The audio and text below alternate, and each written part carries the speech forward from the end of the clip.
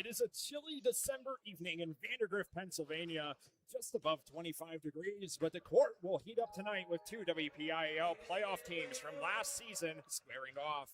Tonight, the 1-2 Kiski area Cavaliers spar against the 1-1 Shady Side Academy Bulldogs. The Cavaliers have not lost a regular season home game in all of 2025. An upperclassman guard duo, DJ Lindenfelser and Amari Gonzalez, both average 15 points per game apiece so far. But the Cavs will have a tough matchup down low with Shady Side's commanding 6'5" center Cam Mallory patrolling the paint. Thank you for joining us on your Thursday evening. I'm Eddie Fior from High Top Sports Network, alongside Lucas Durazio. Lucas, looking at this game, what do you think is going to be key for these teams if they want to come out with a win? Well, yeah, Eddie, I think you touched on both sides. For Kiski area, I think it's going to be DJ Lindenfelser and Amari Gonzalez. Like you mentioned, both averaging 15 points a game in this at this level. Those are no numbers to scoff at. So definitely numbers that jump off the page to you. Both guards, 6 foot. I think that playing that two-man game up top is really going to be big for them. For Shady Side area, though, you mentioned it again. Cam Mallory, you're on top of me tonight. You know, you're getting all the points that I was going to go to. I think it's about winning the battle in the post. Cam Mallory, like you mentioned, 6'5", 235. He's committed to Youngstown State to play edge for their football team. I think it's about winning that battle in the post. Kiski area has their own 6'5" guy in Corrado Hutcherson Harris. So I think looking at that, physical battle down low, cleaning the glass, posting up on offense and defense, that's going to be the big battle for Shady Side, that if they want to win this game, they got to win that one-on-one battle. And I think another big thing for Shady Side is they are going to have to find a way to shut Amari Gonzalez out of the game, a similar way to what Upper St. Clair did. Gonzalez had 14 points in the first half of Upper St. Clair. They made some adjustments at halftime, and then he scored 0 the rest of the way. So it is possible to contain this all-conference guard for Kiski, and I think if if Shady Side Academy wants to come out with a win, that's going to be a really big one for them. And yeah, I'm really excited to see how a guy like Corrado Hutcherson Harris, who has been rising into this varsity roster and has been putting up some really good, sound performances on the boards. This Cavaliers team out-rebounded Bethel Park in their season-opening win by 18.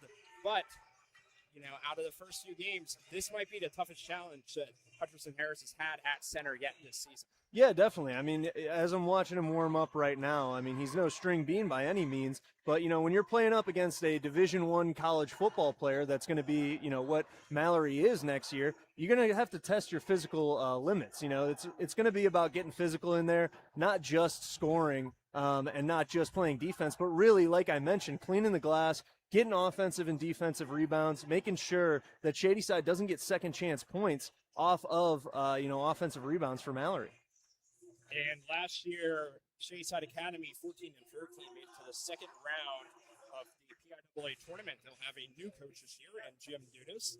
And this team has quite a history. They were the WPIAL 3A champions in 2022. And then for the Cavaliers, Corey Smith returning as the 5th season with him at the helm of this program. It is the home opener for the Cavaliers.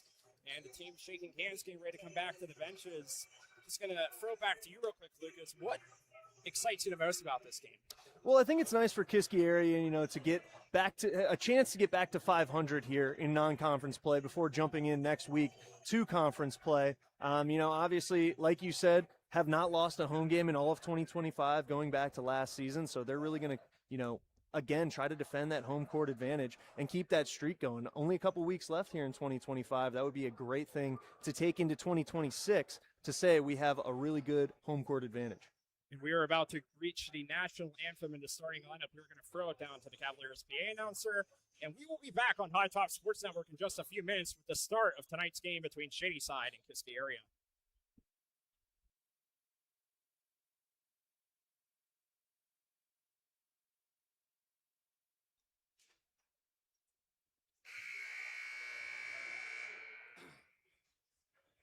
Love the name Corrado. Yeah, that's fire. You ever seen The Sopranos? I'm watching one old Italian guy's named Corrado. Shady Side Academy Bulldogs and your Kiski area Cavaliers.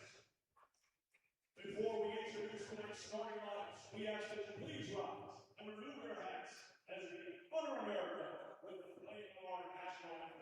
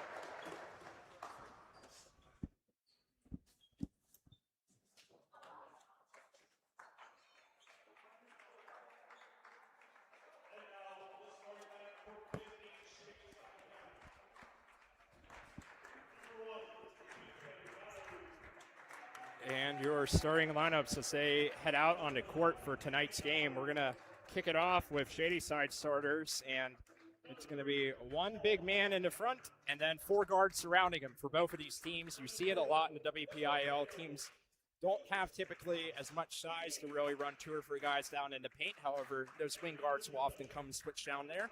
So for Shady side, they're going to be running Cam Mowry at the center position. He is the key figure on this team. Number 5, Brian Mowry, Paul Bennick, Willis Price Wheeler, and Alex Demchak are the 4 guards. For the Cavaliers, it will be the 6'5" center as well, Corrado Hutcherson-Harris, the senior, lining up at center. And in the guard position surrounding him, the 6-foot junior, DJ Lindenfelser, the 6'2" sophomore, Landon Artman, Amari Gonzalez, the 6-foot senior guard, and also joining him in the backcourt, a very experienced member of his team, another upperclassman, number 13, Avon Shirley, the 6-foot junior.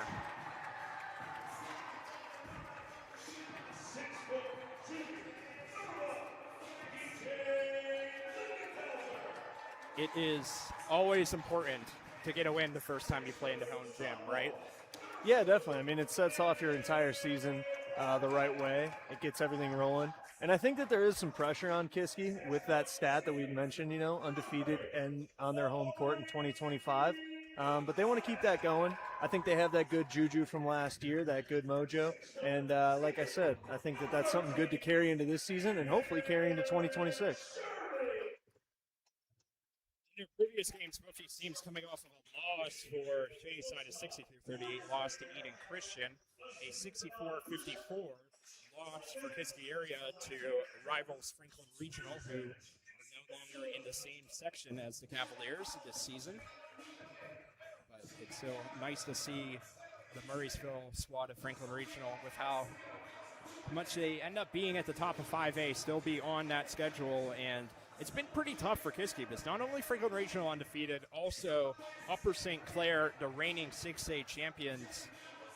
I know you mentioned being a college athlete yourself and playing football, and there's positives to having that rough schedule at the start, but there's also some downsides. Yeah, and I think it's more positive when you have a long season like this, like you do in basketball. You get to cut your teeth a little bit at the beginning of the season.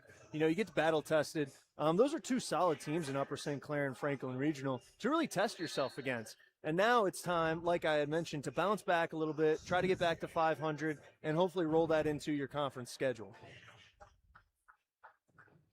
Heading on the court, it's opening tip-off, getting ready for the home opener at Kiski Area High School for 2025-26. 2 playoff teams getting ready to tip off.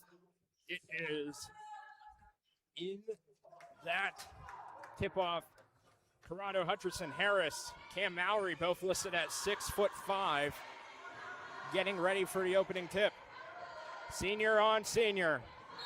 And we are underway in Vandergrift, and the opening tip is won by Shady side and bounced back to Willis Price Wheeler. Playing it around the perimeter. The opening possession. And from outside, the right wing free off for Mowry. Cavaliers taking it up, their first possession. In the corner. Pushed out. Corey Smith is 5th season leading Kiski area section coach of the year last season. Top of the 3-point line, played around. Shirley's going to try to dribble pass, going to get it back. Hutcherson-Harris driving in, and Mowry brings down the board. Had a couple double-doubles last season. Keep an eye out for him on the rebounds. You've already seen attempts from both 6'5" forwards in this one, so definitely going to be big parts of the offensive game plan for both sides. Yeah, I think they're going to really have to rely on the interior tonight. Neither of these teams have had a game yet this season where they've shot from over 35% from 3-point range, so interior scoring has been a key for both of these sides. Quick back, Bennick trying to work off Shirley. Over in the corner, Cam Mowry gets it back. BJ Mowry drives in, and a timeout called by Shady side. Not a bad timeout there from Coach Dudas. I like getting your team under control here. We're about a minute and a half into this first quarter. It looked like they were driving baseline there. Might have gotten a little bit out of control there. So I like settling down here, getting everything under control, setting up something on offense. It looks like for Coach Dudas. Yeah, trying to get that first score. And, I think another big thing for Shady side is when you're in a game against a much bigger school, they have much more students to pick from. They're going to have a deeper bench. You're going to have to find ways to control possession. And I think especially in a state like Pennsylvania where we don't have a shot clock until 2028 in basketball, so you can kind of hold it for as long as you wish. You might have to see a lot of slower possessions here from Shady side. Make sure to keep the ball in their hands. That could be key to them pulling out a win here. Inbound at baseline. There's Mallory. He's going to get his own board. 1-on-4, and he puts it down. And that's the matchup that I'm looking for Cam Mallory to be aggressive down low and be physical. And that's exactly what he did there. He got a good shot up, didn't make it. I like the head fake that he showed too, a little bit of finesse, then just got his own board and put it back up. And the pass picked off by Bennick. Gonna get it right angle. Moving with it is Price Wheeler. Kicks it back, Mallory. Bennick top of the key. Over Price Wheeler, right angle. Matched up with Ortman. And a shot from Bennick. Off again. Both teams still looking for their first free. Is another attempt. And that one rims out. Cavaliers grab the board. Ortman coming up short.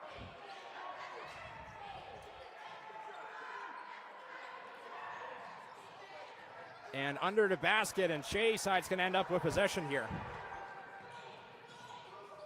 Bennick pushes up across half court, left wing, cuts inside, and back to the free throw line.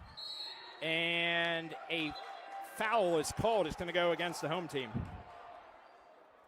I like the way that Shady Side Academy is finding Cam Mallory right now. He's made a couple of good cuts off ball. There, someone drove baseline, kicked it to him in the high post. I would have liked to see him put that shot up, though. I'm not going to lie. The foul goes against Lindenfelser, the second leading scorer on Kiski, and he grabs the steal. Lindenfelser moving up. Right angle. Bennick playing some tough defense, and a foul called. It's going to go against Paul Bennick. There's a little bit of John going on there between Lindenfelser and Bennick. See how that matchup plays out. Those are really the 2 point guards for these teams. They're going to be handling the ball a lot. 6'3" senior Tegan Shirley checking in for the Cavaliers.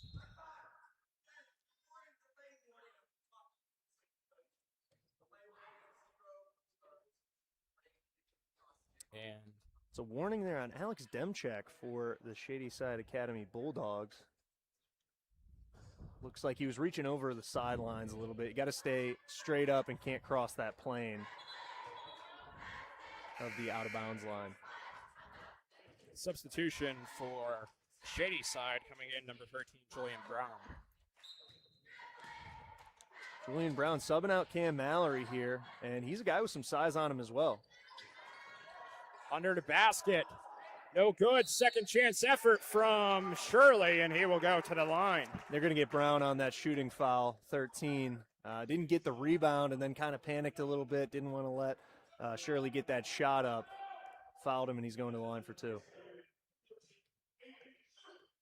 Aben Shirley, 2 twin brothers on this Cavaliers team. And from that, you're seeing why Julian Brown, really, that's a good foul in there. You don't want to give a guy a gimme, especially when it's going to be a low-scoring game like you kind of mentioned, Eddie. No shot clock. There's a lot of milking of the clock that can happen in these games. And now you see it was a good foul. Didn't make a single one. Yeah, 0 for 2. The Cavaliers, 3 minutes into this game, still looking for their first points. The pass, the intended target was Price Wheeler. It was deflected out of bounds by Lindenfelser.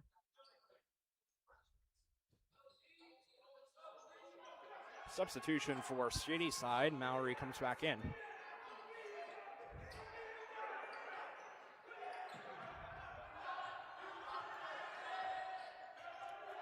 Bennick moves it over.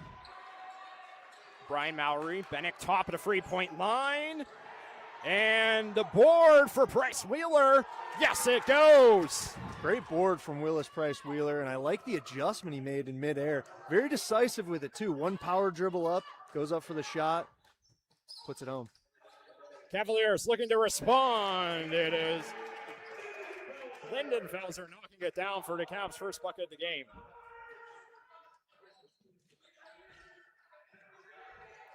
Two-point lead for Shady side, halfway through the first quarter, and a foul called as Mowry works his way towards the bucket, and he will go to the line.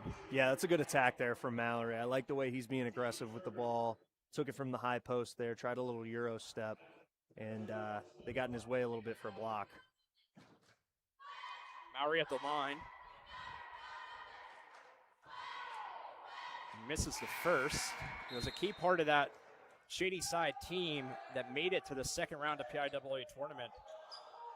A great rebound for Shady side last year. Dropped 8 of their first 10 games. To go from that to the second round of states is just incredible. Mowry's second, and both teams ice cold from the foul line. However, he gets his own board. Great way to make up for 2 misses there from Mallory. Right now, I'm loving the way he's being aggressive on the board. He's got 4 points. Both of them are from off of his own rebounds. Second chance points, like I mentioned, going to be huge in this one. Cavaliers working around left angle. Top of the three-point line.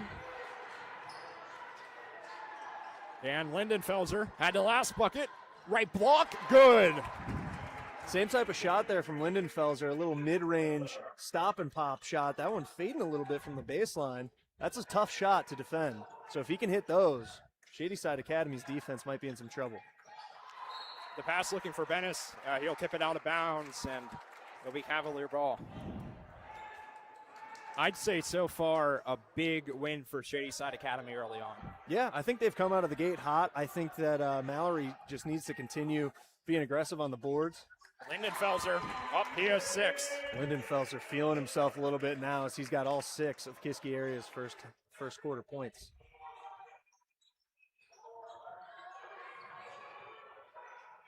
Shadyside carrying it across. Cavs on a 4-0 run. And a travel call. That's going to go against Brian Mowry. Yeah, trying to step out of that double team. Took an extra step. That's going to be a walk. And you saw the trap there from Kiski area's defense. I really like that from the Cavaliers, doing a little half-court trap there. Carrying across half court for the Cavs. It's going to be Amari Gonzalez. Distributes. Corner, Lindenfelser from the left corner. Cavs bring down the rebound. However, an offensive foul is called against Kiski area. Paul Bennett got to be careful there. Tried to jump a passing lane. Kind of gets everyone over. They got to rotate defensively. It gives an open corner 3 on the backside. Luckily for the Bulldogs, Lindenfelser not able to get a hold or to put it in. So still Shadyside ball. That foul is going against Tegan Shirley. It is his second already in the opening quarter, and Shirley is heading for the bench. Last defensive possession for the Cavaliers, they did a little half-court trap. Looks like they're going to the full-court press now. Tied 6-6 with 2:40 left in the first.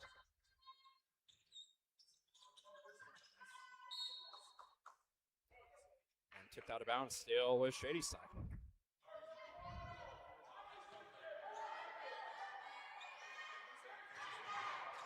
The inbound under the basket. Bulldogs have it. Pushed up. Brian Mowry. Back. Bennett. Price Wheeler for free. No good. The rebound with the Cavs. And the drive. It's Great good. Finish there from Gonzalez. What I like too on the defensive rebounding side is that someone was boxing out Cam Mallory. Even though they couldn't get it themselves, they tip it out to a Cavalier teammate. Mowry finds Brian Mowry, and contact on the way up. So we'll go to the line. Nice job running that break there a little bit from Cam Mallory. What the Bulldogs need to do here is pass them out of this press. All right, they need to get someone in the middle of the court. They need to pass there, make the Cavalier defense really congest on him, and then pass out to the wings. First one good is the first free throw make from either side this game. coming in for Shady's side is number 11, Jacob Johnson, the 6-foot senior shooting guard. Second one, no good. However, another offensive rebound for Shady's side. Cam Mallory, Great, puts that down. great job from Mallory getting a big arm in there and then finishing close to the basket. That's going to be huge for the Bulldogs. I'm just going to keep pressing on that point. It's going to be offensive glass from Cam Mallory. Cavaliers looking to respond. The drive, that is good. That is Davia McNeil, the first year. The 6'3" sophomore with a really impressive drive and then going off the glass.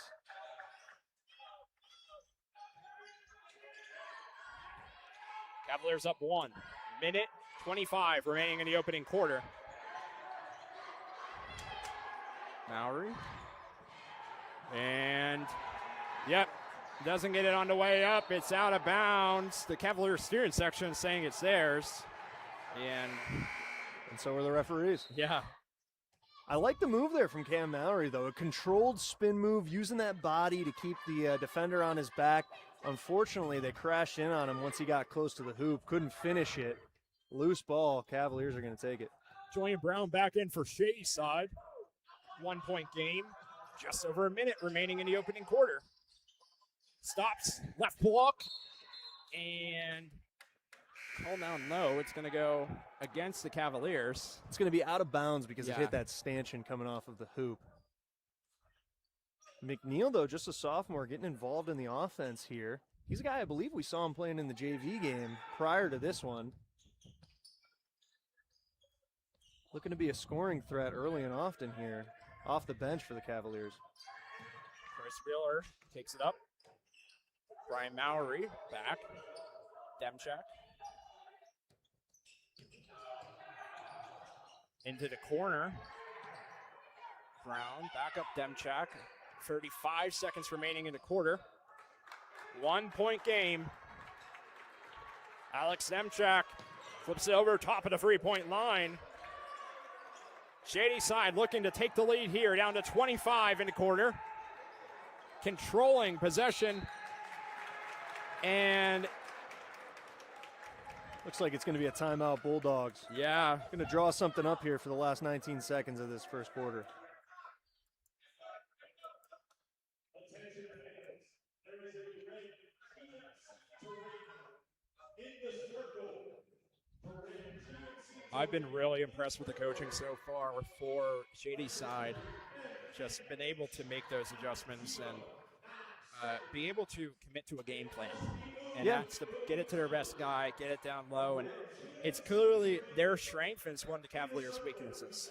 Yeah, I mean, at this level of basketball, most of the time, your best player is going to be just your best pure athlete. And that's what we're seeing right now in Cam Mallory. And I love the way he's being aggressive, not only with the ball in his hands, but he's making some off-the-ball cuts. That's really important at this level, you know, finding yourself open. And then just the way he's cleaned the glass. There's some guys who at this level can you know, kind of think they're too good to hustle and really look for rebounds. Mallory has not done that at all. He scored at least 4 points off second-chance buckets already. And I'm looking for him to continue doing that in the last 18 seconds of this one and moving forward. So Shady's side's going to have 15 seconds to execute the play that they drew up. Down to 10, to 8, now to 6, and a turnover. Can the Cavaliers do something here? Out of bounds, 2.1 seconds remaining. It's Kiski ball. Worked out for him there, but Kiski's got to be careful pressuring him with little time in the half. They could have gotten it inside there. McNeil, last second, and rims out. The Kiski area Cavaliers up by 1 point. We will, in the second, recap the first quarter. However, first, take some time to thank some of our sponsors here at High Top Sports Network. We cannot make our coverage of high school basketball complete without their support. Our gold sponsors this evening, Nazer Foods, one of the best places to get your groceries here in the Kiski Valley, down here in Apollo. Have some other locations as well. And Steve and Kelly Colamarino, thank you for your support, our two gold sponsors. And also, additionally, some of our other sponsors, Artman's Armory, BLC Truck Equipment, Smithco Self-Service, Viper Custom Creations, Swank Construction, and Duda Cable. 10-9 at the end of the first quarter. And, well, we've seen a really close game so far. Yeah, it's been really competitive. I think, as we touched on, the battle down low is been big between Mallory and Corrado Hutcherson-Harris. And I think the biggest thing in this first quarter that, they got off to a slow start, did the Cavaliers, but Devin Lindenfelser found himself a little bit there, had all six of their first 6 points, 2 mid-range shots that are by no means easy, and then a slashing bucket as well, showing that he can be very versatile. So I would look for them to get the ball more and more if they want to open this lead up a little bit in the second. Yeah, the Cavaliers are going to start with it. And Lindenfelser, very good when the Cavaliers are cold at heating up that offense. In that second half against Upper St. Clair, had every single point that the Cavaliers scored in those final 2 quarters. Cavalier ball. And a pass down low. 2 Shady players collide, driving in under the basket. Bennick is down, and we'll see a stoppage in play. Great job taking advantage of a little bit of misfunction there from the Bulldogs defense. 2 guys collide. It was Mallory as well as Bennick, both trying to get a steal there. Ball pops out. Lindenfelser, really good finish too. A little double clutch, goes to the other side, uses the rim as some protection, and a good bucket. I'm really a fan of what Lindenfelser's been able to put together offensively as the Cavs force a turnover and keep it in their own half. Down low, Hutcherson-Harris works his way and takes the size advantage to good and finishes. It's a 5-point lead. Strong finish there from Hutcherson-Harris. I really like that. Can't lollipop passes against this full court press, though, if you're the Bulldogs. You got to make decisive and sharp passes to pass them out of that full court press. Left wing with Damchak. Mallory sends it down low. Out. Price Wheeler for 3, and it is good. First 3 of the game. That's one that the Bulldogs really needed here. It pushed out to a 5-point lead there for the Cavaliers, the biggest of the game. Now cuts it back to 2. 6:50 remaining in the first half. It's a 2-point advantage for the home Kiski area Cavaliers. Lindenfelser on the ball. He has 8, leads all scorers. It's past Mallory into corner. Cavaliers driving in, a nice floater and finished off. That is number 4, Andrew Finney. They're really getting up on Lindenfelser defensively, playing some man defense, trying to make him uncomfortable. And speaking of being uncomfortable, Bulldogs pass goes awry, goes out of bounds. Another turnover forced by this Kiski pressing defense.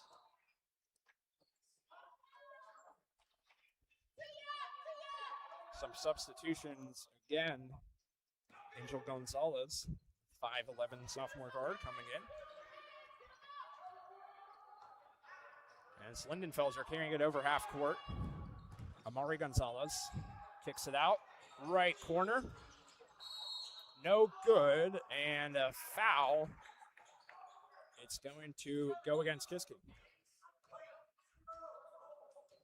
Specifically against Hutcherson-Harris, it will be his first. Yeah, a little battle in there between him and Mallory, as it looks like the Cavaliers are going to call off the full court press here.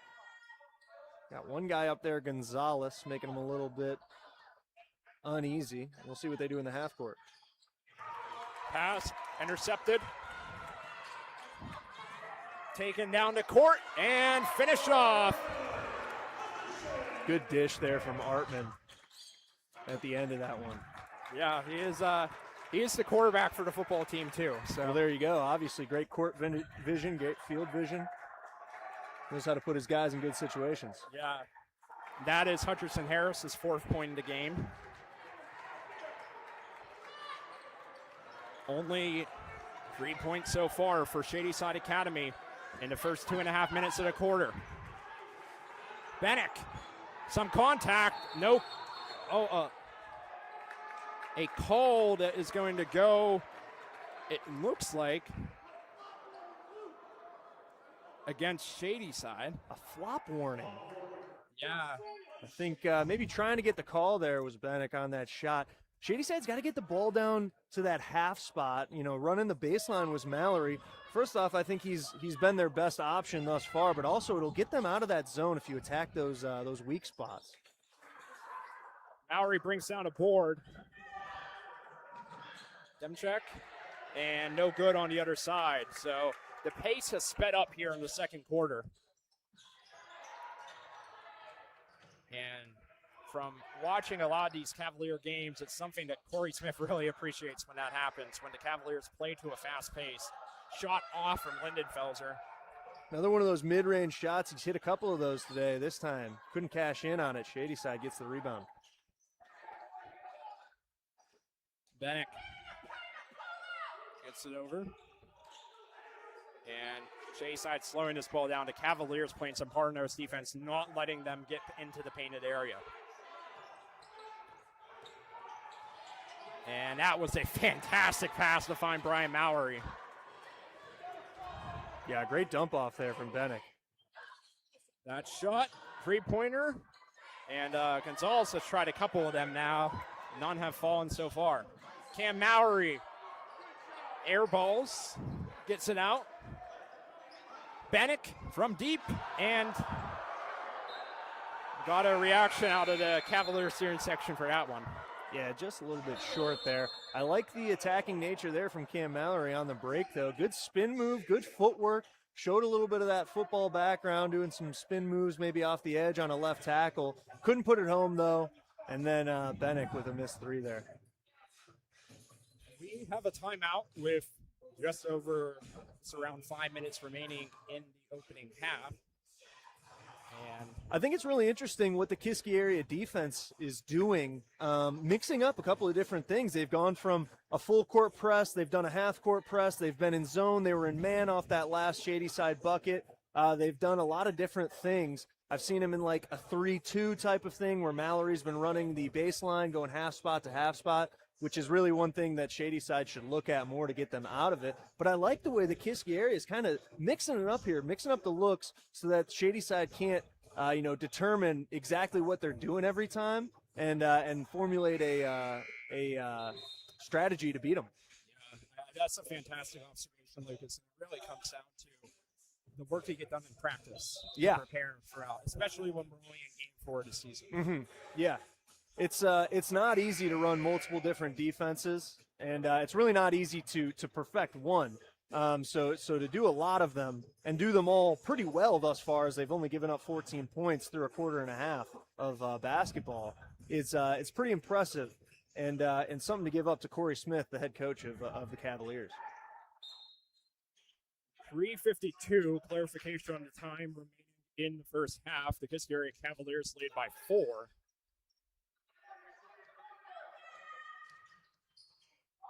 And Lindenfelser gets it back out. Amari Gonzalez for free. No good. Cavs get the offensive board. Lindenfelser kicks it out. Amari Gonzalez. Good job from Shady Side to recover defensively. Gonzalez builds out a bit of space and converts. Kiski's hitting on a lot of these mid-range jump shots off the dribble, which is impressive to show their basketball skill set. You know, those aren't easy shots for anyone at any level. Yeah, and they're going to call backcourt. And I'm not so sure about that one, in all honesty, Eddie. I don't know if that went over the timeline, but Kiski going to get another forced turnover here. Very important because, you know, in so many of these team sports, playing football, it often comes down to who has the least amount of turnovers. Yeah, and right now, they're going to sit Bennick down, number 3 for Shady Side. He's been forcing a little bit too many things, some shots. He's been trying to dribble out of some bad situations. They really need to focus on moving the ball when Kiski's going to be up in those pressing defenses. And down low, that's Darius Bell, the junior forward. He had a good outing against Franklin Regional, had 13 points. Really good finish there from Darius Bell. Again, being decisive when you're down in the post, knowing which move you're going to make and doing it strong. Push back. And the pass to the corner. Price Wheeler up, and Angel Gonzalez brings down the board. Cavaliers moving quickly here. Shirley wide open. Great find from Amari Gonzalez there on the break through 2 Bulldog defenders. And Amari Gonzalez so far in his first half, maybe not scoring at the rate the Cavaliers have seen so far this season, but he's contributed in quite a lot of other aspects in this game. Yeah, and you can contribute a ton of other ways. He's moving the ball right now, getting the offense rolling, as you saw there on the assist. Cam Mowry, there's the finish. He has half of Shady side, 16 points. Really nice move there from Mallory on the inside, really using that big body to fend off some defenders and then rising up, hitting a little 5-footer. Just under 2 minutes remaining in the half. Down to 144 now. And step back. No good. And we're going to have the ball tied up. Possession arrow points an advantage to the Cavaliers. Corey Smith really putting a lot of trust in his sophomore guard, Davion McNeil. There, giving him a little ISO set, showing a little bit of the dribble moves and then rising up for a mid-ranger. Didn't get it to fall, but I really liked how smooth he looked there. The Cavaliers move off the baseline. It's actually going to be Shadyside Academy who will inbound this possession. They trail by 8. There's a minute and 25 seconds remaining in the first half. Cam Mowry on the ball, kicks it out, corner. Top of the three-point line, that's Jacob Johnson, no good, brought down by the Cavaliers.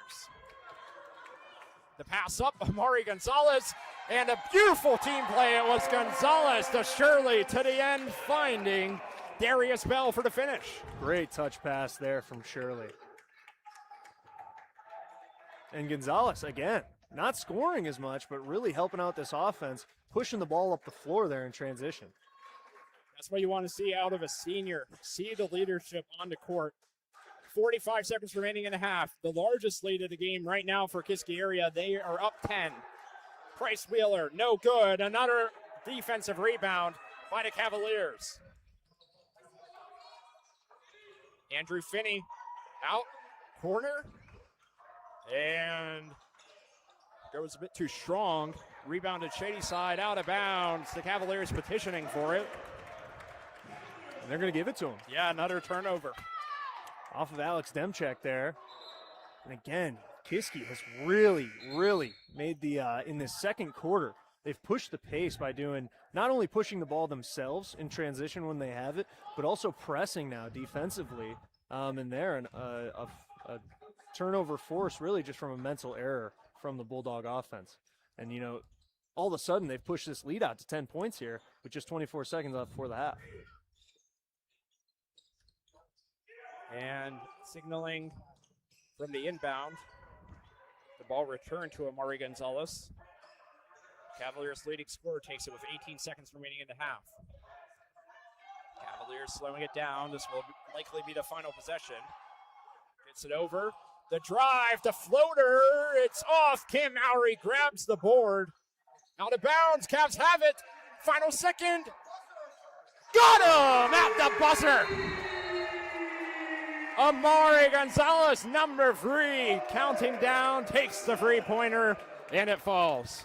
Huge shot there from Amari Gonzalez. Cam Mowry got the board. I think he was trying to force it out of there, get a shot up before the half, and, a careless turnover, and now the Cavaliers push it out. 13-point lead, biggest of the game, Eddie, to go into halftime. Yeah, they outscored Shadyside 19-7 in the second quarter. Yeah, and I think a big part of it was, as I mentioned before, pressing the pace, not only when they have it on offense, but they were trapping in the full court, they were trapping in the half court. We talked about them mixing up the defense. I think that was a huge part of Kiski pushing out this lead now before the half. And we are going to quickly bring up our sponsors to give them a shout out here now that we've reached halftime. We'd like to thank our sponsors once again. Without them, High Top Sports Network would not be able to bring you the top quality coverage of high school basketball around the Kiski Valley, Armstrong County, and the rest of the WPIAL. Thank you to our gold sponsors, Naser Foods, and Steve and Kelly Colamarino. And also thank you to our silver sponsors, Hartman's Armory, BLC Truck Equipment, Smithco Self-Storage, Viper Custom Creations, Swank Construction, and Duda Cable. We're going to take a quick break. We'll be back at the end of the halftime break with more WPIAL basketball. Your score, Kiski area 29, Shady Side 16.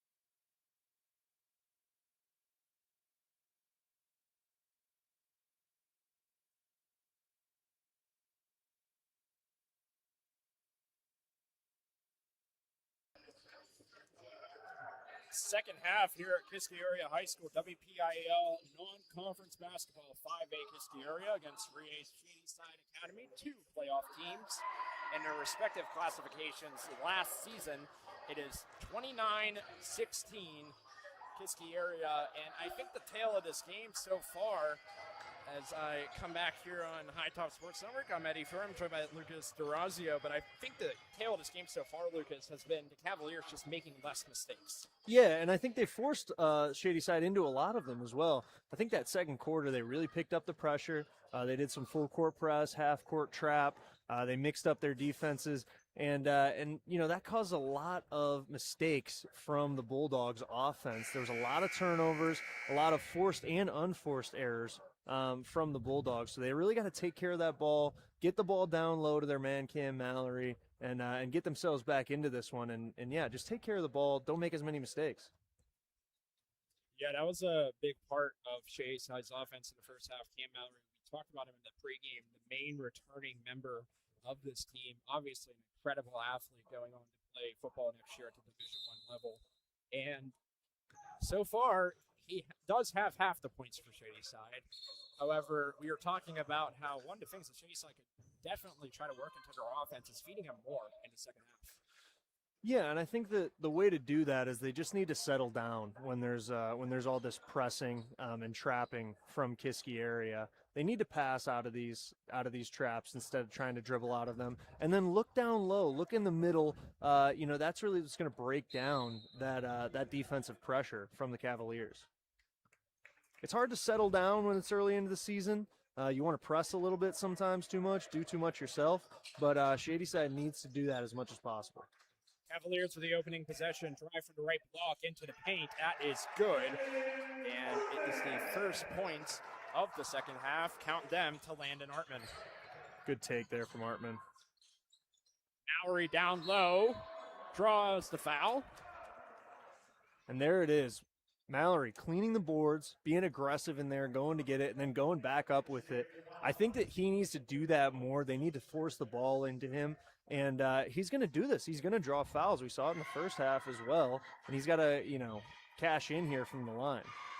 First one for Mallory. Good. He's 1 for 3 at the line tonight. And if he doesn't cash in, he can do what he did on his first trip to the line, go get his own board and put it back up. Yeah.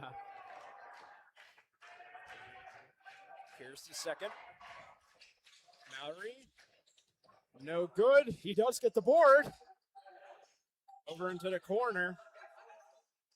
Bennett kicks it over. Fast pace from Shady Side.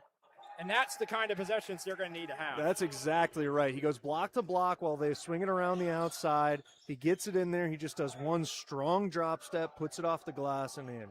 That is 11 for Mallory so far. 7 minutes remaining in the third quarter. We are a minute into the first half. Shirley against Bennick. From the logo, taking over is Gonzalez. Amari Gonzalez, Cavaliers leading scorer, takes the three. No good. Cam Mallory grabs that board. It's taken away immediately. And a foul against Mallory. Mallory's got to settle down there a little bit. Again, I think Shady Side, they want to push the ball a little bit too much, which it's tough when Kiski is in this full court press. Another just unforced error by Shady Side, and now it turns into 2 free throw attempts for one of Kiski's best scorers. DJ Lindenfelser at the line, and he makes his first. Also, on that defense there from Mallory, you got to stay straight up. I think he had really good defense. He was in great position. Once you swipe down, they're going to call that every time, really, whether it's clean or not. Second one good for Lindenfelser. He is up to 10. His season high is 19. And Cavaliers opener against Bethel Park. Kiski back into that full court press.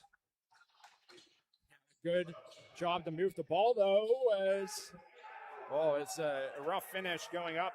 That was Price Wheeler, as there's a foul called on the other end. Good dish there at the end for Gonzalez. Really, it was a good foul for Shady Side, or else they would have given up an easy 2 there. That is the second against Paul Bennick. And really, Shadyside did the same thing that they were doing in that first half, the second quarter specifically. They're trying to dribble out of that press. They need to get everyone into the backcourt and pass the ball to get Kiski out of that press.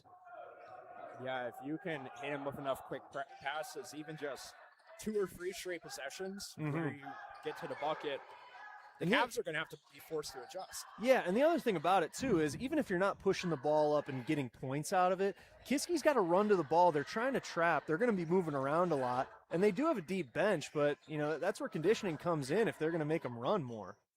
Amari Gonzalez dribbles past the board. Hutcherson Harris got it, and the foul is going to go against Mallory.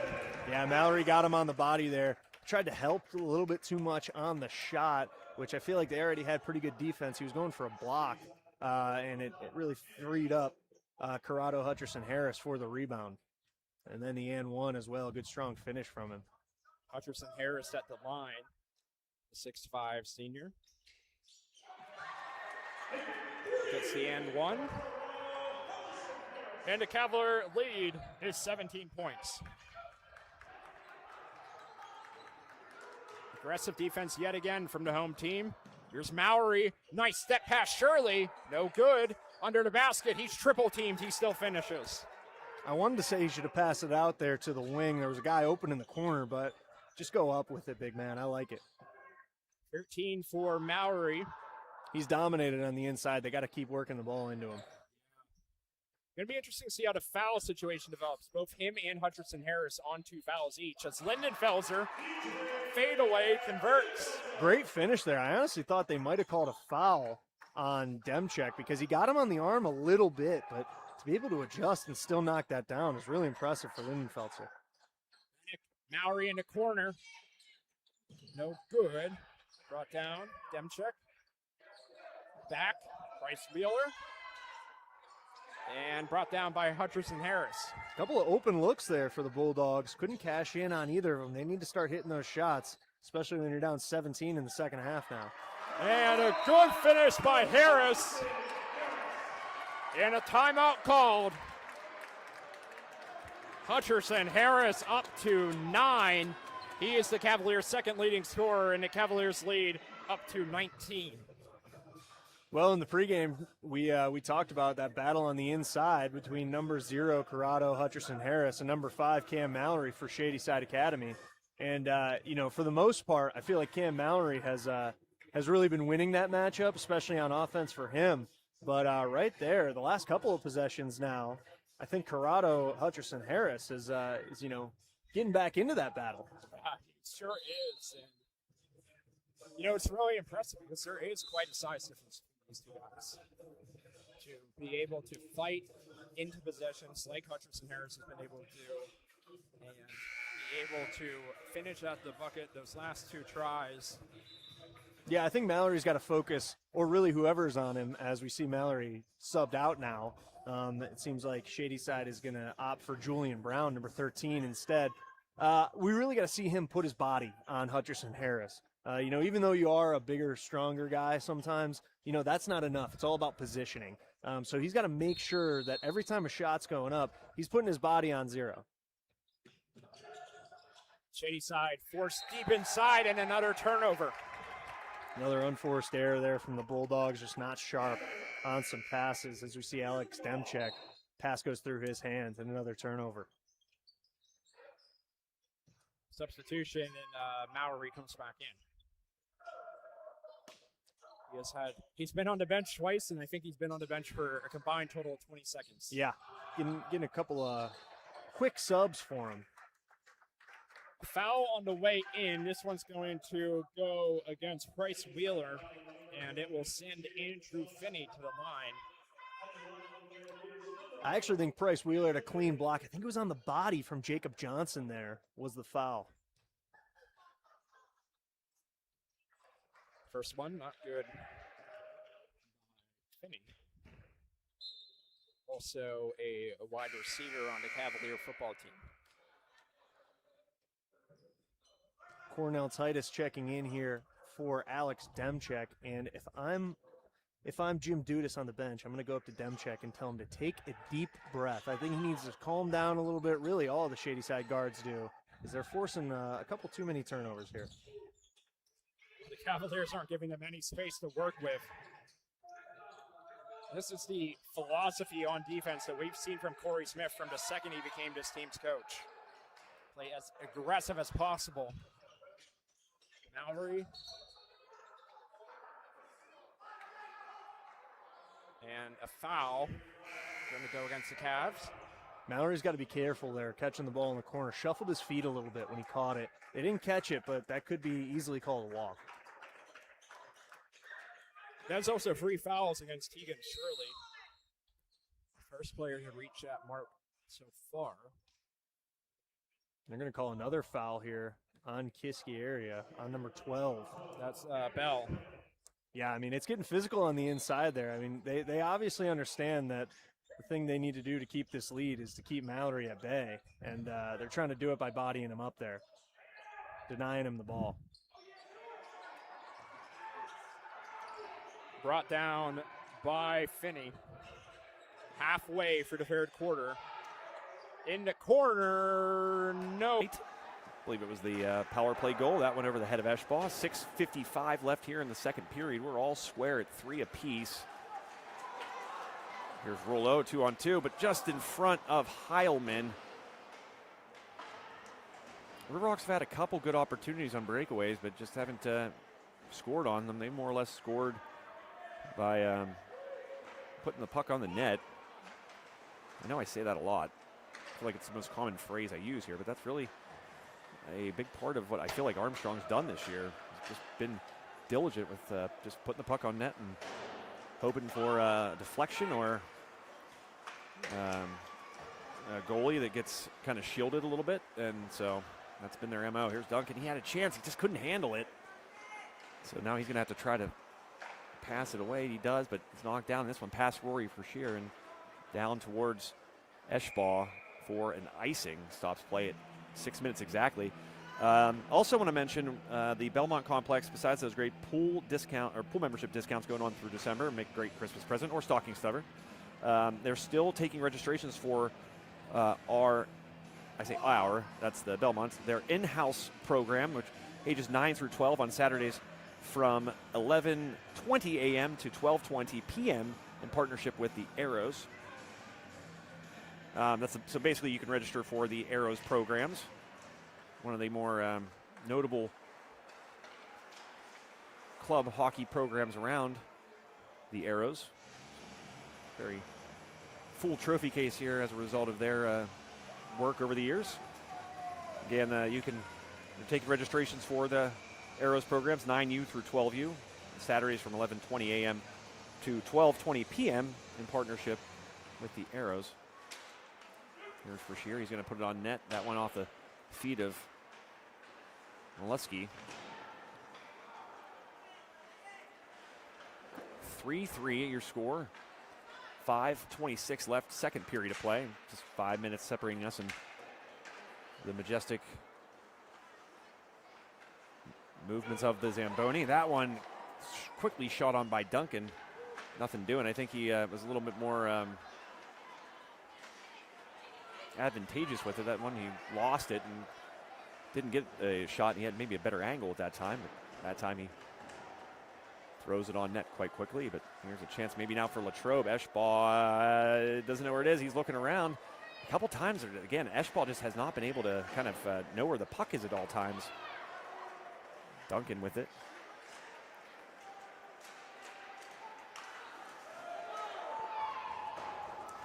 Again, Latrobe getting away with a little bit of friskiness.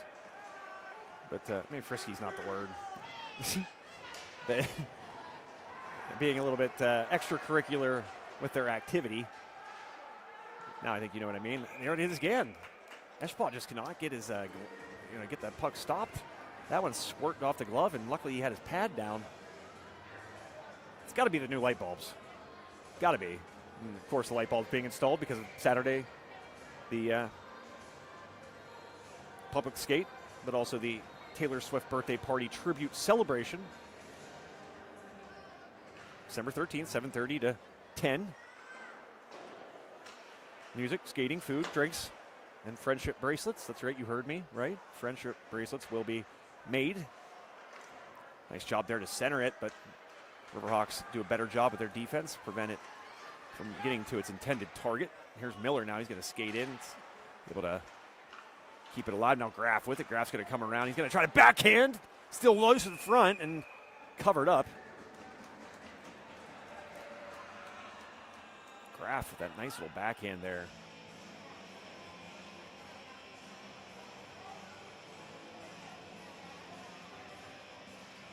When I mentioned too, lastly, lace up your skates for the annual Holiday Alumni Game for all former Ford City, Katanning, and Armstrong players on Saturday, December 27th. Face off at 11:30 a.m. for 35 and up. And then 1 p.m. for 34 and under. Covered up there by Myers. Shots now 16 to 10 in favor of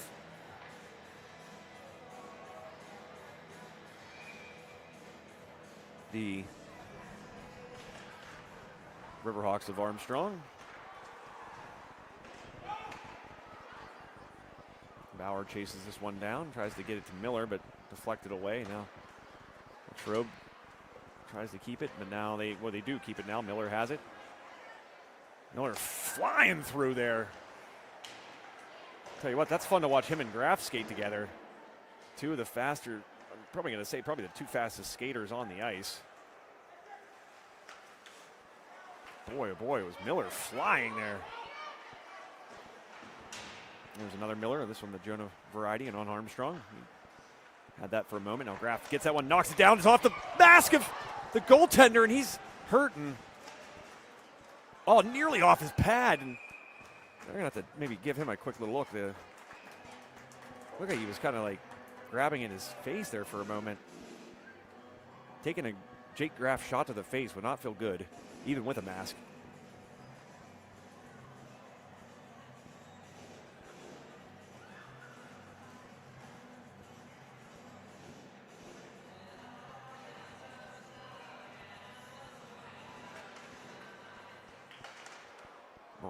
Heilman, excuse me, somehow got that through, and it was knocked down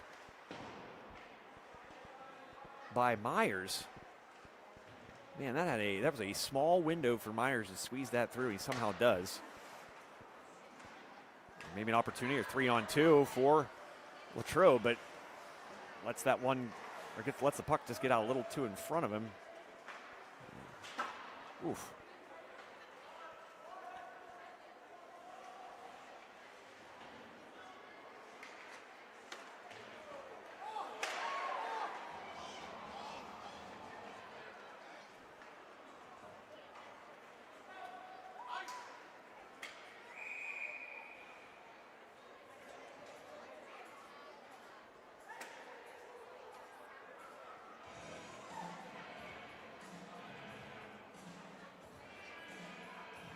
AC/DC now. I think previous song, and I like to keep people abreast on what's happening music-wise here at the Belmont, as you can tell. Back in Black. So the overall sports anthem, you hear it often in all of AC/DC songs, frequent on the speakers of sports stadiums and facilities alike. There's Graff now. He's going to get a chance. He puts this one off the pad of Myers. Nice attempt there by Jake Graff. And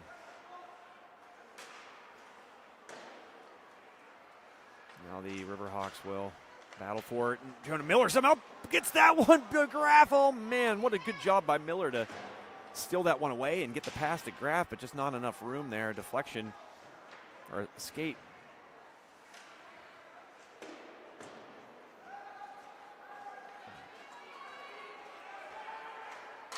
Wow. The old, you think I'm going to shoot this, I'm not, move there by Latrobe player. That one's the shot by Miranda there, sent up in the net. But yeah, there's a, right there you saw right around the blue line, I think it was Matthews maybe, of Latrobe, who was getting ready to rear back and take a shot, but the puck would stayed where he was, and he kept going, and thus can't really take a shot if there's no puck. Whistle dead there. Getting a little too early was Heilman. I'll take the face off here. Now with 1:20 left in the second period. All tied up still. It's been a good one.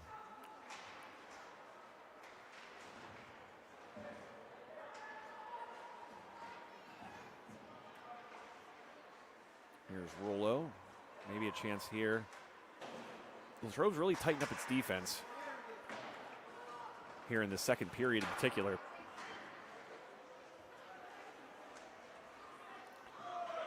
Oh, Heilman taken down, nothing doing. Latrobe has not been flagged with a penalty here yet. Here's a chance, possibly. Graff throws it in. This one's still loose. Graff's gonna, or excuse me, that's Kutch. Kutch with it. I saw that 5 in the beginning of the number and assumed, and you know what assuming does. 23 seconds now remain, period number 2. Rollo with it. He's going to skate in, gets it to the middle. There's Heilman. Heilman shoots it. That one knocked down. Again, they're, when I say they, Latrobe really clogging up the lanes and not allowing Armstrong to get an open shot on net. And the final 2 seconds will tick off the clock and send us to the second intermission here from the Belmont Complex in West Kittanning, Pennsylvania. Your score, Armstrong 3, Latrobe 3 in this 2A PIHL matchup. Armstrong in third place, Latrobe down a ways in 7th.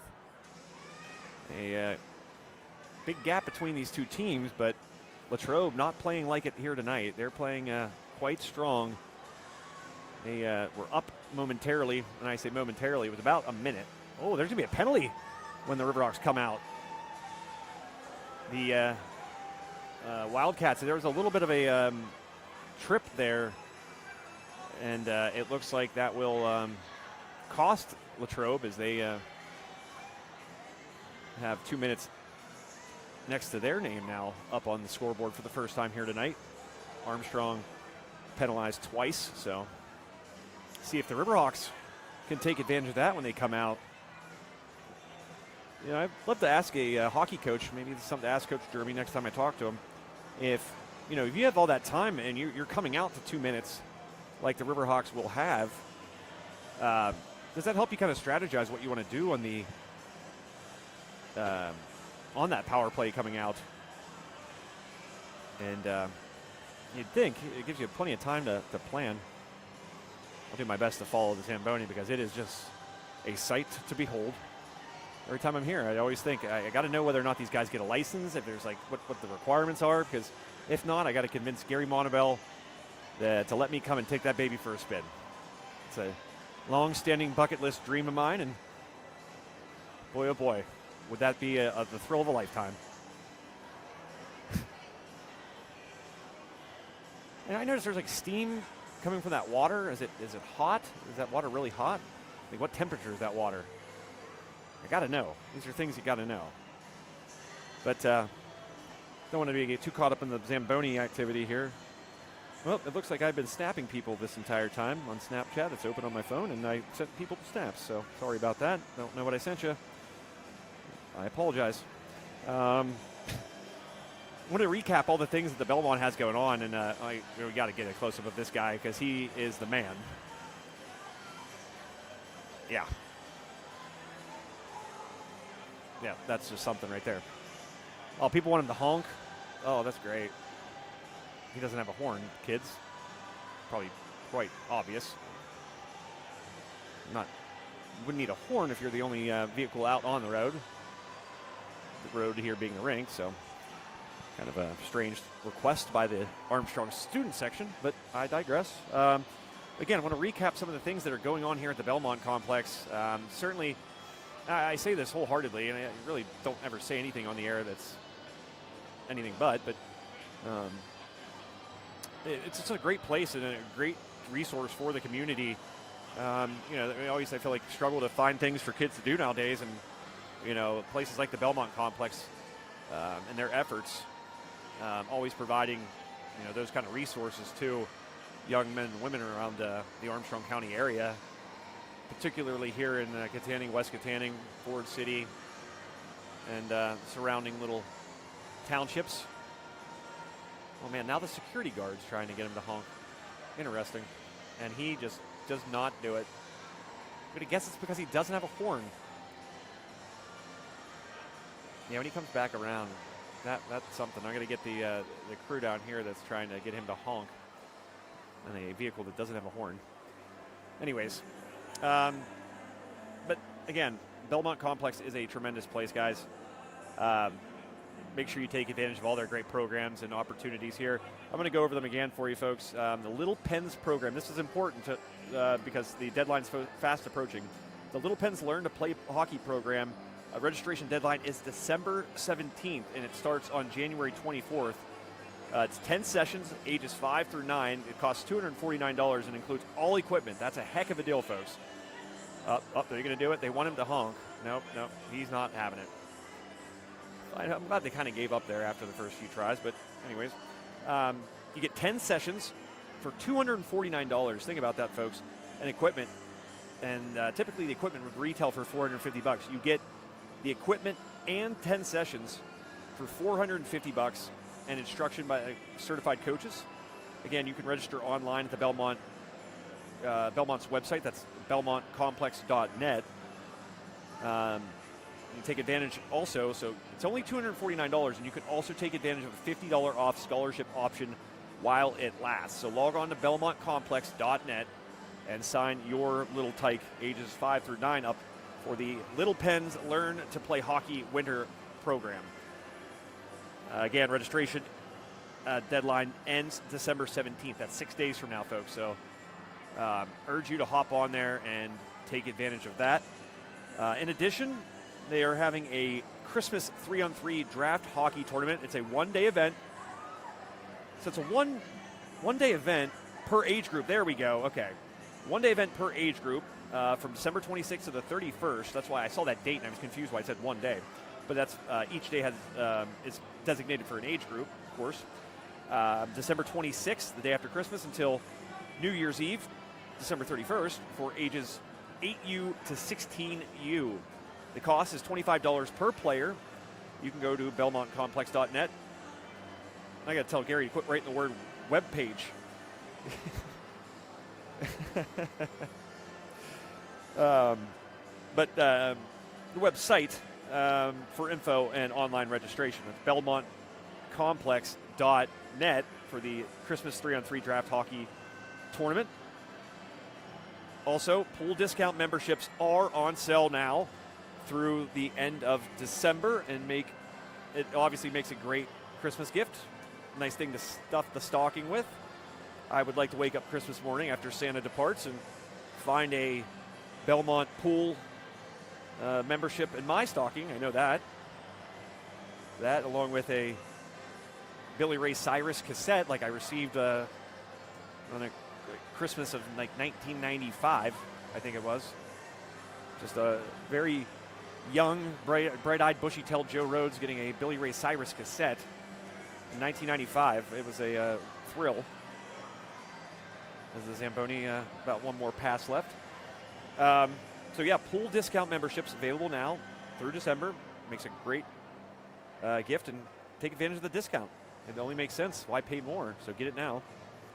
Also, taking registrations for their in-house program, ages 9U through 12U on Saturdays from 11:20 a.m. to 12:20 p.m. in partnership with the Arrows.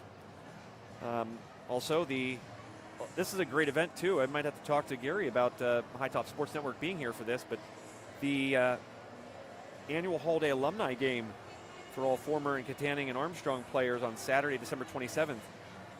Face-offs at 11:30 a.m. That's a little early. But busy time here over the holidays, the Belmont Complex. But Oh, great. One of my favorite Christmas songs playing, by the way. I know I'm sounding very scatterbrained, and of course I am. But Last Christmas, one of underrated Christmas songs. Somebody certainly felt the heartbreak. Last Christmas, they gave someone their heart, and the very next day they came back around and gave it away. Good story to take something from. But anyways, the alumni hockey game. Ford City containing and Armstrong players on Saturday, December 27th. Face off at 11:30 for 35 and up. I'm just going to correct this now. There are no Armstrong alumni that are 35 or older. So it's going to be for Katanning and Ford City alum for that 35 and up. And then 1 p.m. you have the 34 and under that would clearly consist of Katanning, Ford City, and then Armstrong alumni. Cost is $25 per player. Registration, you can do so by emailing Leanne Snow at leanne.snow. That's LEEANNE.snow, like the snow this time of year, at gmail.com. Again, that's leanne.snow at gmail.com. LEEANNE.SNOW at gmail.com to register for the annual Holiday Alumni Game for all former members of the Ford City, Katanning, and now Armstrong hockey programs. If you've been living under a rock for the last 10 years, Ford City and Katanning no longer exist. They have consolidated and have now become the Riverhawks that you see on the ice tonight. But if you have any questions about any of this at all, just give the Belmont Complex a call. The number's right there on your screen, 724-548-1067.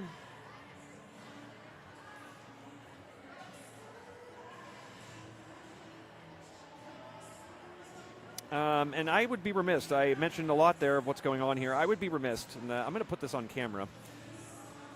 The Belmont's gone, or the Zamboni's gone, so nothing really to see here.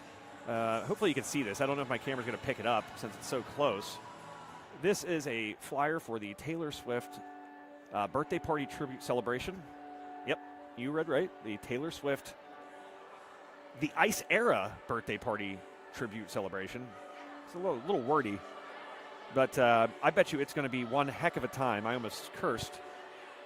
I don't think the FCC would mind me saying HE double hockey sticks, but I don't want to find out. You see what I did there with the hockey sticks, yes. But Saturday, December 13th, that's this Saturday, from 7:30 p.m. to 10 p.m. here at the Belmont Complex, there will be, I want you to listen up closely, a Taylor Swift birthday party tribute celebration. Everyone's invited.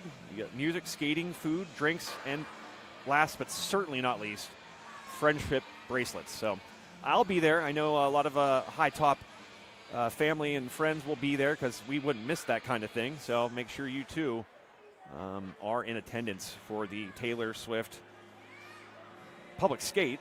Mind you, it's when the public skate hours are from 7:30 to 10 p.m. Going to celebrate the birth anniversary of one Taylor Swift. So it's exciting stuff. I'm counting down the minutes at this point. So, but yeah, plenty of good things going on. If you're curious about any of the things I've mentioned here about the Belmont Complex, you can call the Belmont Complex on that number on your screen, or just come here at 415 Butler Road in Katanning. Technically West Katanning, but that's not an actual physical address. But plenty of good things happening here in the coming days and coming weeks, certainly. Whether it's the Little Pens Learn to Play Hockey program, that registration ends on the 17th of this month. The 3-on-3 hockey tournament for ages 8U to 16U. You also have the pool discount memberships. Make a great Christmas gift. Wink, wink to my family, who, if you haven't got me anything for the old stocking yet, I would love one of those. Big fan of the pool. Also taking registrations for the in-house program, ages 9U to 12U, in partnership with the Arrows. And lastly, lace up your skates for the annual Holiday Alumni Game all former Ford City, Katanning, and Armstrong players on Saturday, December 27th at 11:30 for the 35 and up guys, and then 34 and under guys to follow. And it costs $25 per player. You can reach out to Leanna Snow. That's leeanne.snow@gmail.com. So, excuse me. I know that if I can only take advantage of what I qualify for. I certainly can't qualify for the Little Pens Learn to Play program unless I shrink quite significantly. I don't know if there's any 9-year-olds. No, I'm sure there's a 9-year-old somewhere that's 6'4", but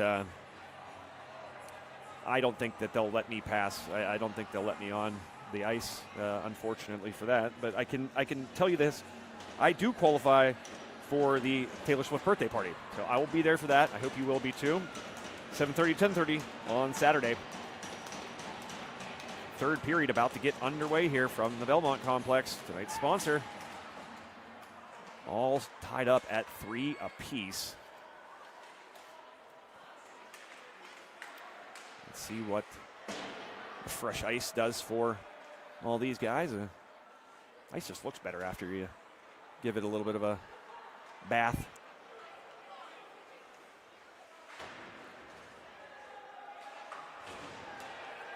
There's Miranda sending it in front. He had Miller there, but here's Latrobe.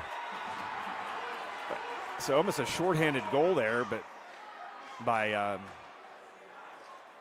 Latrobe's Miller, but that's a shot to the head to Graff, and that's got to get a call. They play on. Power play continues for Armstrong. Here's Graff. Or excuse me, that was Kutch. He gets at the Graff now, and Graff zings this one up to Rula. Rula tries to split 2 defenders. He's taken down. And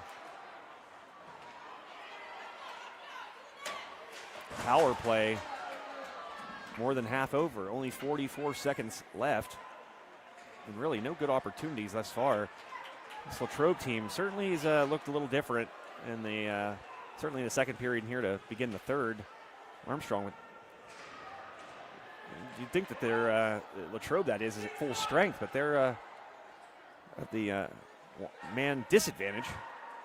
There's Bauer, that one snatched down, and then Armstrong can't even be around the net without Latrobe just doing something silly like that. Weren't even really touching the goalie, and if he was, it's because he was getting pushed by the opposition. And the referees are even putting Rulo there, and that's what Rulo's trying to explain. And he's not wrong for feeling that way. And that's what the other Rulo's saying now, too. I don't blame him. What are you supposed to do if you're making contact with the goalie? You know, what do you do if that contact's being made by your opponent? I'm siding with the Rulos. Something I think would be a good decision most cases, but this one especially.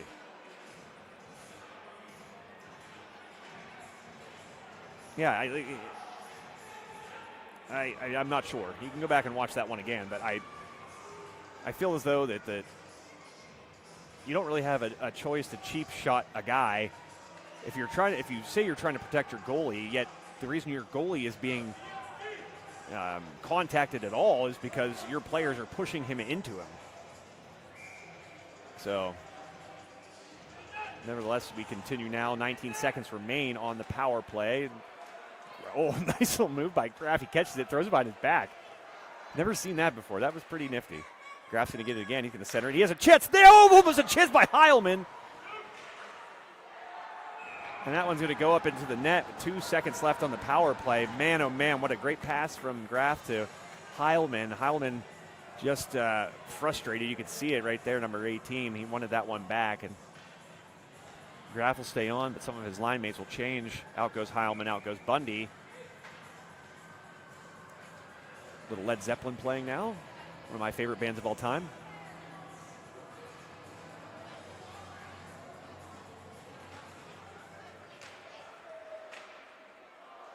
Here's Kutch now at center ice. He gets it, and that will extinguish the power play. Here's a whiff. Miller now with it for the Hawks. He's going to skate around.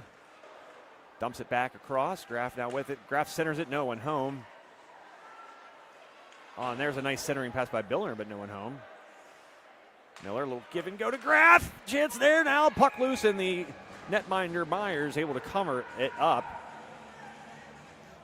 And there you go. Like, give credit there to Miller on Latrobe. Preston Miller, the defenseman, junior. I believe he's the captain as well, if I'm not mistaken. But yeah, he is. Preston Miller told his guys to kind of just get out of there. So he almost thought his guys were trying to cause an issue and cause some trouble. Graff now with it. He throws it around. There's one tough angle, but a laser beam by Miller. There's Graff now. Another chance. Passes it. Mirando there. Blocked down again. You see Latrobe just trying to create traffic there. They're doing a good job. Armstrong still given ample opportunity. Just, you'd think this game is being played at Latrobe with some of the things that the Wildcats are getting away with compared to the Riverhawks. Whoops. Going the other way now. Here's Jonah Miller. He has Kutch to his right. He dekes the defender, and then he's centering pass. Grab it's in! And the Riverhawks score! 13:50 left in the third period, and Graff lights the lamp. Much to the approval of the Christmas-themed student section here at the Belmont Complex. What a nice little play there. Some great passing by the Hawks, and a common thread, that a Jake Graff goal with 13:50 remaining in period number 3 puts the Riverhawks back in front. First time in a good while. They haven't led since they were up 2-1. So Graff able to light the lamp yet again.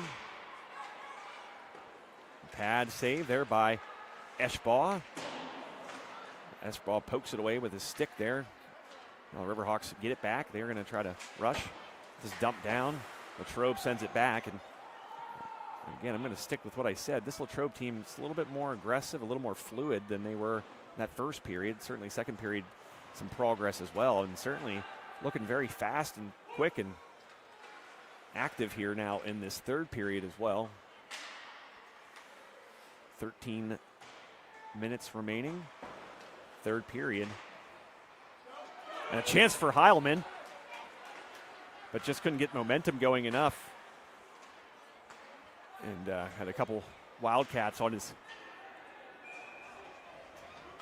on his heels. Oh, are we going to get a penalty? Looked like there were 6 skaters on the ice for Latrobe, and then the referees here are now trying to talk this one out. There's somebody just yelling over and over again, too many. Yeah, right there. Yep.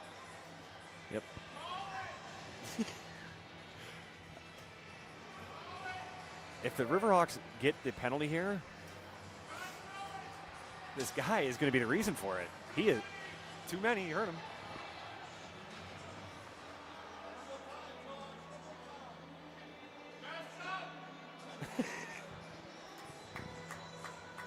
So nothing doing. Another break that the away team gets. 12:43 remaining. Armstrong back in front. And the gentleman below continues to say too many. I'm with him, but I don't think it's going to help our cause now at this point. One never knows, though. They can maybe just retroactively go back and assess a penalty. That would be interesting. I've never seen it, but who's to say? And a nice little check there by Mirando. Gets the student section on its feet. There's somebody in a complete Grinch costume, face and all. Can't see a single part of that person. They're covered in Grinch green, and it looks like a Santa costume and a Grinch face. That is amazing. Ashhammer with it now. He bounces it off the wall, off the boards rather, and Rollo now. Puck just staying in the neutral zone here momentarily, and now Rollo coming out with it, gets it to his fellow namesake. Graf puts it between his legs, but he just loses it. But still somehow skates away with it. There's Rollo. Rollo surveys, throws it in. That one almost deflected by Graf, and I hope he's not hurt. I don't think he is. Puck hit him kind of high. But there's a trip. Nothing doing. Oh, nice pass. Oh, man. What a nice attempt there by Heilman. He was falling down, reminiscent of that Sidney Crosby goal from a few years back where he was falling and still kind of put the back of his stick on the puck and got it to go. Heilman not as skilled as Sidney Crosby, and there's nothing wrong with that because not too many people are. Here's Rollo with a chance. He finds the net. What a nice little shot there by Rollo. The window was small, but man, did he put that one. I had a great view of that one. It was right in line with where I'm at, and I saw what he saw, and I think he knew when he shot that he had to just, risk that one just perfectly with how small that window was. He had a defender in the inside, and then obviously open air to the right of the post, and Rollo gets her to go.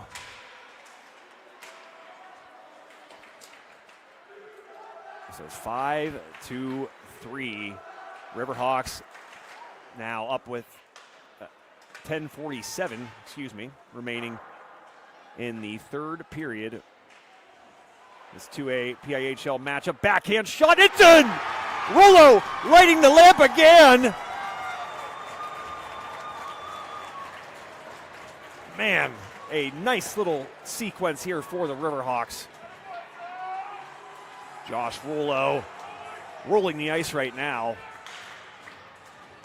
This line having a good night as well.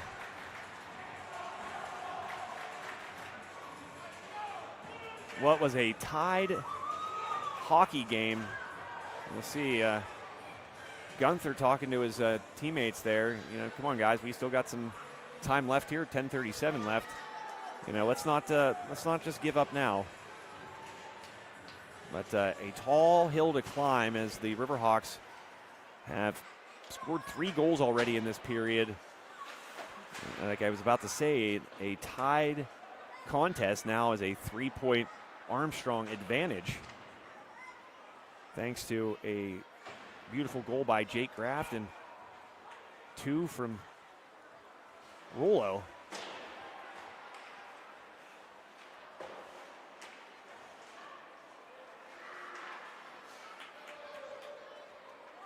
So 10 minutes left. 28 shots on goal for the Riverhawks, 10 for the Wildcats. And this one is going to land in the crowd. Somebody's ice cream almost jeopardized.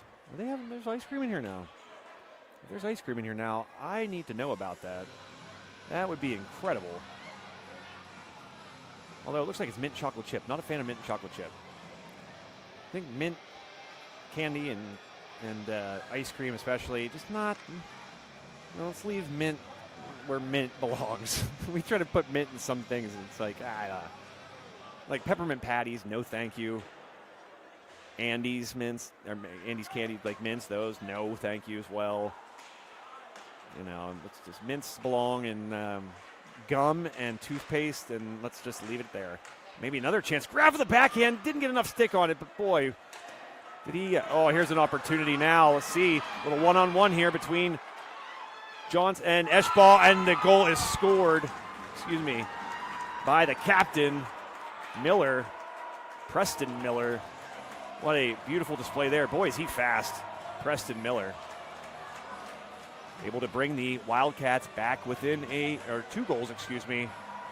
So chipping away, you got to start somewhere, and Preston Miller had that breakaway, and you knew it was going to be sort of a shootout type situation, and Miller gets the better of Eschbaugh in that one. Score now 6-4. As Weezers say it ain't so. Playing. Interesting choice. Good choice. I like it where the DJ or the whoever controls the music here is going for there. Well played. And I'll always say this. Whoever does the music here at the Belmont does an excellent job. It's always apropos.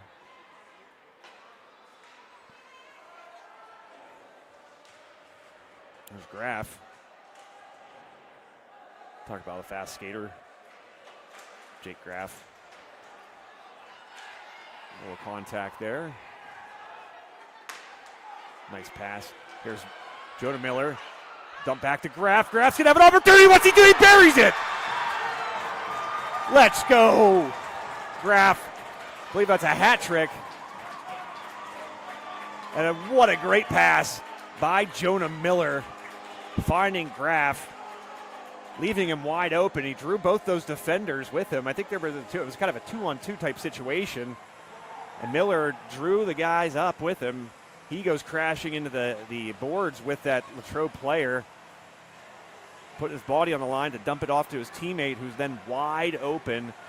Still took some skill from Graff to lift that one over the goalie, and doing what he has done so many times this season already. Jake Graff scoring another goal, making it a 7-4 game, and the whistle sounds and a stoppage. I want to meet the guy down here. He has like 3 words. He just shouts 3 words. And they're always meaningful, don't get me wrong. Trying to make sure he's heard by the refs. He was right last time, too. I'm not disagreeing with him. There's a chance now. Heilman. Gonna slow up a little bit. Let Rollo come in with him. Dumps it back. Here's a chance. It's, what a stop by Myers. That one was just like, it's slow motion. Myers stays with it, able to snatch it out of the air. Lucky for him, there was really no traffic. And he was unimpeded. He was able to grasp it. 8:27 left now, 3rd period. Riverhawks back in front by 3 goals. And they've outscored Latrobe 4-1 in this period. And we still have 8:17 left. Ashhammer there just dumps it in. Rummel with it. Rummel's going to dump it back, but beyond the outstretched stick of the intended target. And a whistle blows. I think it's going to go against Armstrong.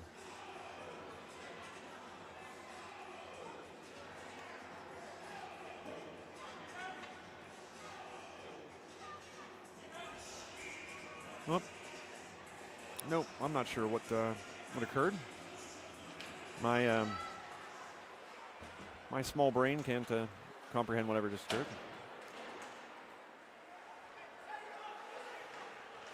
Duncan with it. Also should note, and I think this kind of one of the things that stood out to me the most, Latrobe, a very big team.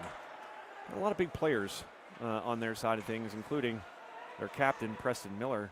Or a big young man. Well, that was a high hit. Nothing called once again.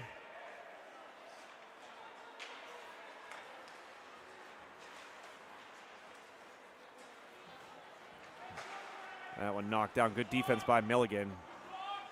Shakes his hand a little bit. Probably took a brunt of that. Nearing the 7-minute mark here in the 3rd period, and the Riverhawks got a little bit of insurance. Here's Graff, catches it. Oh, tried to catch that, set it down, but as he did, he was kind of colliding with a Latrobe player. Graff gets it back. See this. I'm gonna ask Jake, or maybe you can ask his dad, John. What's the story behind number 59? It's just a number. I couldn't even tell you a famous 59. in any sport, for that matter. Football, it's more of a lineman number. 59. I'm probably just blanking on somebody. Somebody's out there just screaming at their screen right now. And you dummy, there's this guy. There's this guy. And I can't hear you, of course, but I'm sure you're out there somewhere. But just can't think of any 59s. There's Miller, Preston Miller. Oh, nice job by Rory Frashier to give it back to Miller a little bit there.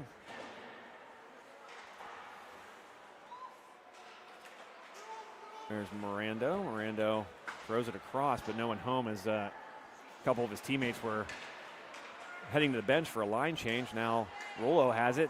He's hit by Cravener momentarily, and now Riverhawks. Oh, here's a chance for Rollo. No, tough angle there, but pad down by Myers. Riverhawks unrelenting here. They're not satisfied with the 7 they've already put on the board. I'd like to see where the Riverhawks rank in terms of goals this season as a team. I don't know if I can find that on the website. I don't know if there's a goals for, goals against. Excuse me. Getting sleepy. Smith now with it. That hard pass from Rory Frashier. No, that was Rollo, excuse me. Oh, Rollo had a chance there, but gets past the stick. It might have been deflected ever so slightly, and that's why he wasn't able to corral it, but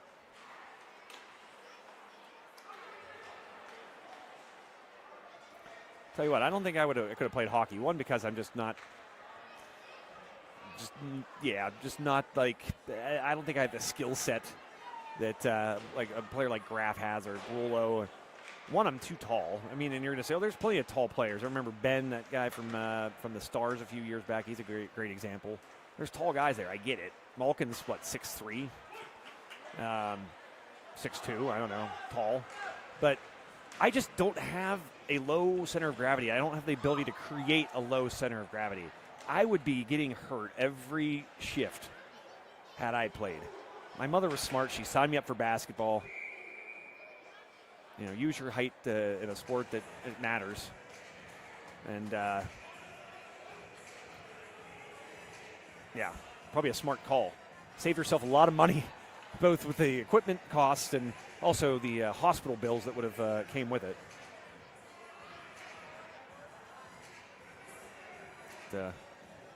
Great sport, though. And the nice job there by the security guard. Able to dislodge that puck. Tip of the cap.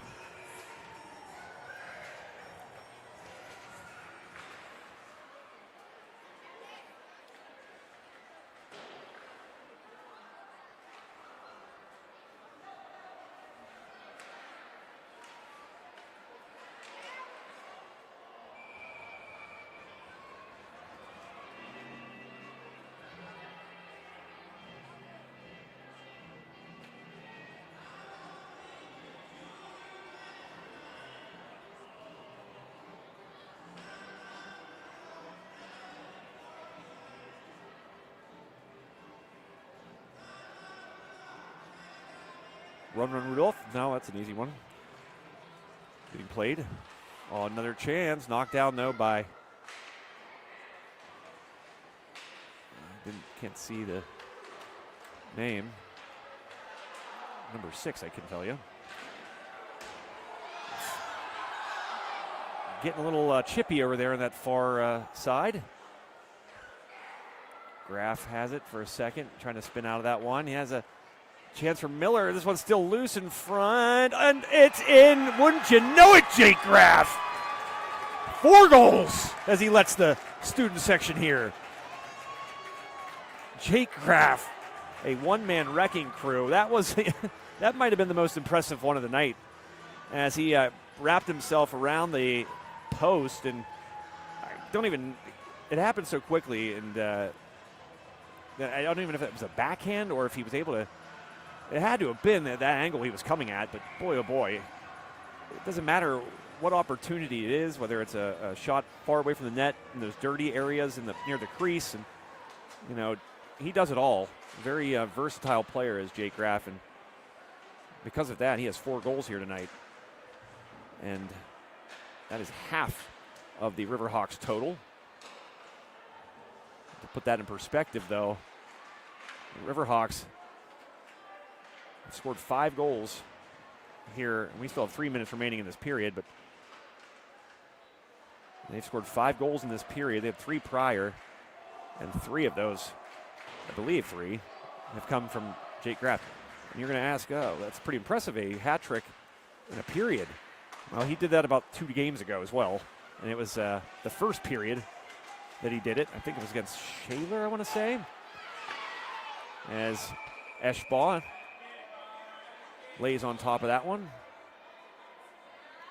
But yeah, I'm going to say that was Shaler maybe.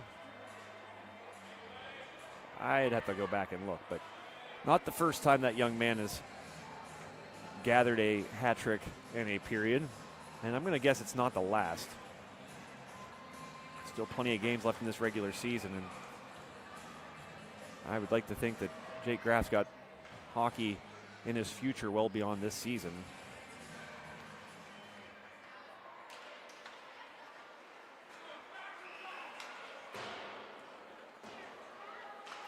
Good job there by Rory Forsheer to kind of distract that, and kind of deflect that player in front.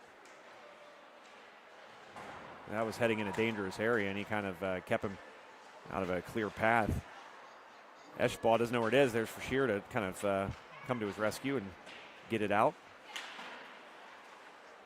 2 minutes remaining in the third period. 8-4 Armstrong in a contest that was 3-all entering this final frame.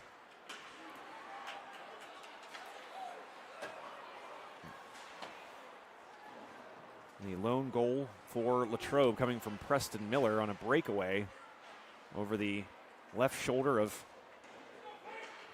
Eschbaugh. And just to kind of put things into perspective here now as we sit with 90 seconds left in this PIHL 2A match. The Riverhawks 32 shots on goal. Latrobe 14. And that one, Eschbaugh out of position. He's trying to get back. He does. Again, looking like he's in Cirque du Soleil. These goaltenders, man, they are just agile and flexible and making me feel like I need to go to the chiropractor just watching them, as Eschbaugh has to stop yet another one. There's a big hit. Kutch, I'm going to say this, this is nothing against, I hate criticizing referees because they're in such short supply, and they, they're not, it's not like they're making buku bucks to do this. It's a contribution to society, and one that somebody's got to do, and I'm grateful for, but I just feel like Latrobe's gotten away with a lot more here tonight on Armstrong's home rink, and that's something I just don't necessarily understand. Leave the rink that Latrobe plays at as Kutch just keeps on playing games there with the Latrobe player, but then he does throw it to a different Latrobe player. But my point is, let Latrobe be the home team when they're at home. 6 seconds left. Rollo with it. He's just going to skate around and let this one end. And end like they have here many, many times of late with a Riverhawks victory. This one emphatic thanks to a third period surge by the Riverhawks that included 5 goals. And they go on to win 8-4 over the visiting Latrobe Wildcats.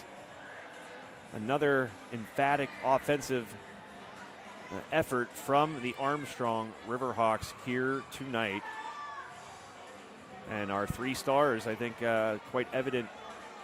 It's going to be, we're going to just get interchangeable Rollos, 3 and 2. They can just battle it out for who gets 3 and who gets 2. And, of course, the number 1 star, I think this goes without saying, Jake Graff, 4 goals in this one.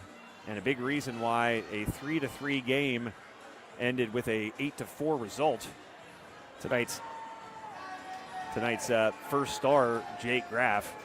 Second and third stars, Jason and Josh Rollo. here on High Top Sports Network. That was a fun contest to watch. You know, it was fun because you see, they're battling Latrobe, that is, and it was a close game, and a game that it didn't have to be close. You could have, chalked this up to a quite underdog story.